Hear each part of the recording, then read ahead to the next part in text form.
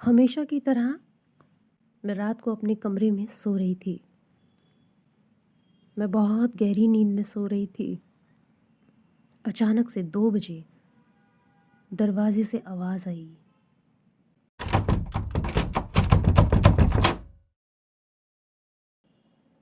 मैं बहुत घबरा गई थी, लेकिन मैंने कोशिश की दरवाजे की तरफ जाने की। मुझे डर लग रहा था कि इस वक्त कौन हो सकता है। मैंने हिम्मत करके दरवाजे के बाहर देखा तो कोई नहीं था।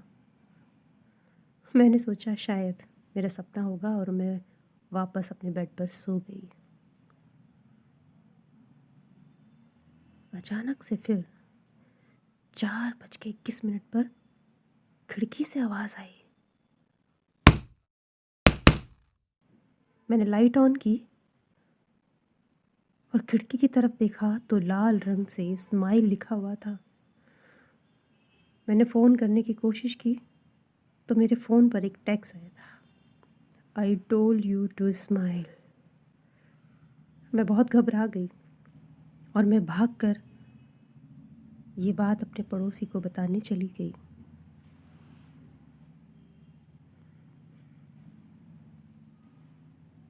मैंने सारी बातें उनको बताई।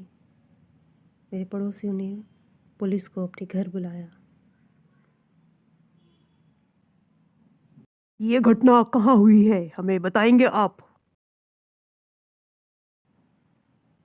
मैंने पुलिस को वो खिड़की दिखाई, लेकिन वो खिड़की पे कुछ नहीं लिखा था। और जब मैंने अपना फ़ोन देखा तो फ़ोन पर भी कोई टेक्स्ट नहीं था।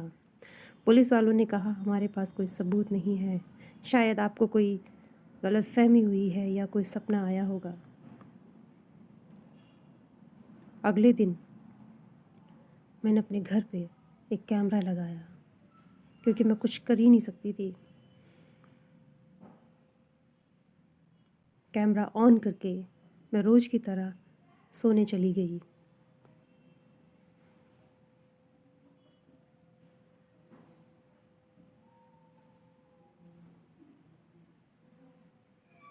अगले दिन जब मैं सुबह उठी तो मैंने कैमरा चेक किया।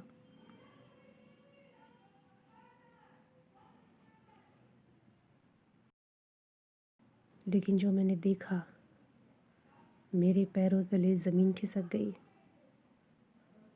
मैं बहुत घबराने लगी। मेरे बेड के नीचे से एक अजीब सा दानव निकला और वो मेरे बेड के सामने खड़े होकर मुझे घूर रहा था और वो धीरे धीरे उस कैमरे की तरफ बढ़ रहा था। उसकी आंखें अजीब थी और उसके चेहरे पे एक अजीब तरह की स्माइल थी। उसकी आंखें बिल्कुल भी नहीं चपक रही थी। वो बहुत देर तक कैमरे की तरफ देखता रहा और फिर मेरे बेड के नीचे चला गया। अब मुझे कुछ समझ नहीं आ रहा है कि मैं क्या करूं। फिर मैंने सोचा कि मुझे जल्द जल्द इस घर को छोड़ देना चाहिए, लेकिन वो अजीब सा दानव अभी भी मेरे बेड के नीचे है।